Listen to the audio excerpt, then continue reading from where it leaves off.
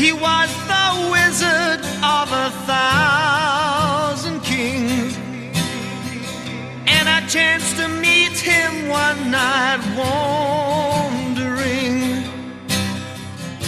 He told me tales and he drank my wine.